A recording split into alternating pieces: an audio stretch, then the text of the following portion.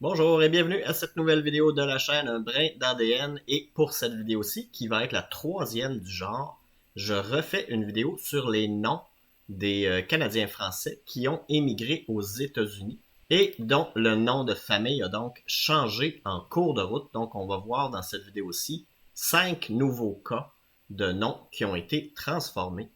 Le premier nom, en fait, c'est minor ou minor. Donc, on voit ici qu'il y a une personne qui va se marier, donc en 1880. Aux États-Unis, dans l'État du Massachusetts, on voit ici minor, et on voit que les parents de cette personne-là étaient Adeline et Dominique. Et ce qu'on voit ici dans l'annuaire de la ville du Massachusetts, donc à Worcester, on voit également qu'il y avait ici Adeline Minor, qui est la veuve de Dominique. Donc Adeline et Dominique ici. Donc on voit ici soit Minor ou Minor ici. Donc c'est peut-être un peu facile celui-là pour les Québécois, mais peut-être un peu moins pour les Français ailleurs dans la francophonie. Donc, le nom d'origine de Minor ou Menor, c'est en fait Ménard. Donc, on voit ici, si je reprends là, que Adeline était la veuve de Dominique, bien, on voit effectivement ici que Adeline Ménard, donc là, c'est écrit sous sa forme canadienne-française, était effectivement mariée avec Dominique Ménard ici. Donc, on voit le nom du conjoint et le nom de la personne était Adeline. Donc, on retrouve les fameux Dominique et Adeline qui étaient les parents de Ménard ici et même ici lorsqu'elle est veuve. Et on voit aussi qu'elle était veuve rendue à son propre décès à elle, donc elle était déjà veuve, ce qui corrobore l'annuaire ici de la ville de Worcester. Donc ça, c'était le premier cas, donc Ménard, qui était minor ou minor. Le deuxième cas ici, c'est Bibo. Donc encore pour une autre fois, donc les Québécois, c'est peut-être un peu plus familier. On voit ici, en même l'article de journal, là, suite au décès, qu'il y avait un certain monsieur Bibo, donc qui est mort à 87 ans.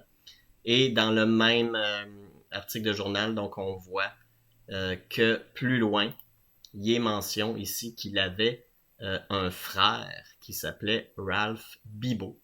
Et cette fois-ci, son frère à lui avait choisi de garder l'épellation canadienne-française ou québécoise. Donc, c'est effectivement Bibo qui est Bibo parce que son frère a décidé de demeurer Ralph Bibo écrit de la façon originelle, alors que lui avait choisi de s'appeler B-E-E-B-O. Donc, une même prononciation, mais l'écriture a donc changé dans son cas lui, mais son frère avait gardé l'épellation originelle. Un troisième cas qu'on va voir, c'est Dashner. Donc, on voit ici sur une pierre tombale, donc Paul Dashner, qui est mort en 1890 et qui était âgé de 58 ans et 2 mois. Donc, Dashner ici. On voit ici que c'était Napoléon Dashner. Donc, sur la pierre tombale, c'est Paul Dashner. Mais en fait, c'est Napoléon Dashner. Donc, au Vermont, on voit effectivement que la date de décès est exactement la même ici. Donc, le 13 mai 1890. 13 mai 1890, qui est âgé de 58 ans, 2 mois et 20 jours. La même chose qui est écrit sur la pierre tombale. Et on peut voir que les noms des parents, donc le nom du père et de la mère, étaient Ralph Dashner et Esther Lafontaine. Donc évidemment, c'était un autre cas, là, Lafontaine. Donc Lafontaine, que les deux étaient nés au Canada. Donc quel est le nom originel Dashner? En fait, on peut retourner dans un recensement de 1850 dans le comté de Franklin au Vermont. On voit donc Ralph Dashno qui revient, donc ici c'est pas Dashner mais Dashno. Et on voit Esther qui revient ici. Et Napoléon, donc Paul Dashner sur sa pierre tombale, mais en fait c'est Napoléon, est ici. On voit donc qu'on se rapproche de la réponse. Et ce qu'on peut faire, c'est déduire la date à l'aide d'un petit site web. Donc, on peut donc déduire que s'il est décédé à l'âge de 58 ans, 2 mois et une vingtaine de jours, en fait, et qu'on part de sa date de décès, ben, on peut déduire qu'à l'âge où il est décédé, sa date de naissance aurait été autour du 19 février 1832. Et à ce moment-là, qui on retrouve dans un baptême? Ben, notre Napoléon Dagenais. Donc le nom serait Dagenais qui est devenu Dashner. Et on voit effectivement que sa naissance était le 19 février 1832. Donc, et on voit que ses parents étaient en effet Esther Fontaine. Donc c'était La Fontaine dans l'autre document. Et Ralph Dagenais, ici son père, est bien là. Donc c'est un cas où est-ce que Dagenais serait devenu Dashner, jusque sur les pierres tombales des personnes. Donc celui-ci était décédé au Vermont. Et comme autre cas, on voit ici Pelkey. Donc on voit ici que l'épouse qui va se marier s'appelle Victoria Mary Pelkey. C'est un document de mariage qui est censé avoir lieu en 1935. Donc, si l'épouse a 20 ans en 1935, on en déduit que la naissance de Victoria Pelkey serait vers 1915. Et dans la page suivante, on voyait le nom de ses parents à l'épouse, donc Dennis Pelkey avec Flavie Martin. Et ces deux-là seraient nés dans le Maine. Donc, quel était le nom de famille originelle Pelkey? En fait, on retourne dans un recensement de 1930 dans le Maine. On voit en fait que c'est Pelletier. Donc, Flavie est là et Dennis Pelletier à l'époque. Donc, si j'agrandis, on voit ici qu'elle s'appelle plutôt Victorine. Donc, à son mariage, c'est devenu Victoria. Mais c'était Victorine. On se rappelle qu'elle était censée être née, si on retourne, autour de 1915 parce qu'elle a 20 ans en 1935. Et donc, effectivement, elle a 15 ans dans le recensement de 1930, ce qui fait 1930 moins 15. Effectivement, elle serait née autour de 1915. Donc, Victorine, à l'époque, qui a renommé son nom pour Victoria Pelkey. Et ses parents, Denis et Flavie, étaient bien là. Un dernier cas, donc on voit Gauche ou Gauchy. Donc, si on se fie sur un recensement, cette fois-ci de 1860 du comté d'Essex, donc ça c'est New York.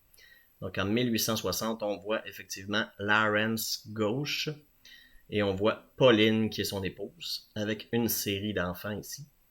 Eh bien, si on remonte la trace, on arrive à Gauthier, en fait. Donc si on retrouve Lawrence Gauche et son épouse Pauline, on voit effectivement qu'il y a le mariage de Laurent Gauthier avec une Pauline Cusson qui a eu lieu en 1840. Ça, c'est au Québec, à Napierville. Et si je clique l'identifiant PRDH de Laurent Gauthier, on peut voir sa descendance ici. Donc, on retrouve un Adolphe, Marie-Louise, Marie-Artémise, Mathilde, des noms d'enfants qu'on revoit effectivement ici aussi. Donc, il y a Mathilda ici. Il y a ici Dolphus, donc probablement que Adolphe s'est appelé Dolphus rendu là-bas.